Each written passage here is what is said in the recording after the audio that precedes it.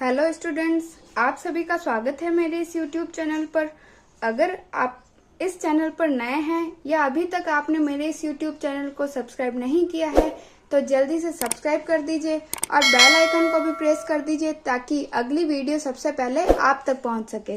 तो हम वीडियो की शुरुआत करते हैं। आज हम प्रश्नावली 2.1 को देखेंगे।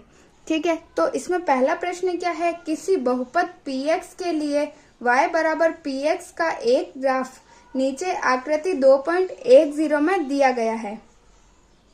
प्रत्येक स्थिति में px के शून्यकों की संख्या ज्ञात कीजिए। यानी आकृति 2.10 ये सारी आकृतियां हैं, इसमें px के शून्य ज्ञात करने हैं। अब शून्य क्या होते हैं, जैसे पिछली क्लास में हमने देखा था, शून्य क्या होते हैं कि जब भी किसी समीकरण को सॉल्व करते हैं उसमें जो x के मान होते हैं वो जो बहुपद होता है उसके शून्यक होते हैं।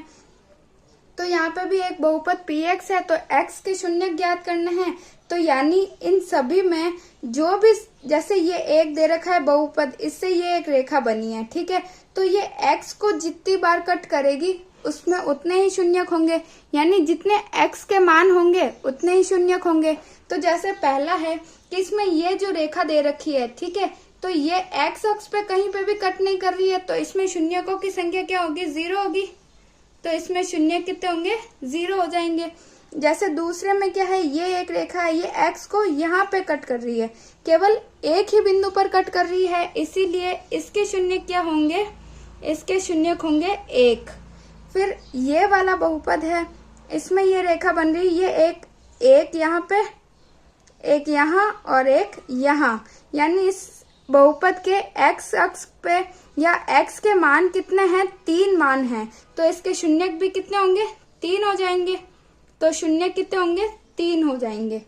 ठीक है, ऐसे ही चौथा क्या है, ये है, ये एक और बन रहा है, ये भी x पे 2 बिंदु पे कट कर रहा है, इसीलिए इसके शून्य भी कितने हो जाएंगे, 2 हो जाएंगे। फिर ये कितने पे कट कर रहा है, 1, 2, 3 और 4 बिंदु पे कट कर रहा है, इसीलिए इसके शून्यक हो जाएंगे कितने, 4। फिर ये 1, 2 और ये 3 बिंदु पे कट कर रहा है, इसीलिए इसके शून्य कितने हो जाएंगे, शून्य बराबर 3। ठीक है, तो 2.1 प्रश्नावली इतनी है। तो अगर आपको मेरे ये वीडियोस पसंद आ रहे हैं तो इन्हें लाइक करिए, अपने दोस्तों में शेयर करिए और मेरे इस यूट्यूब चैनल को सब्सक्राइब जरूर कीजिए।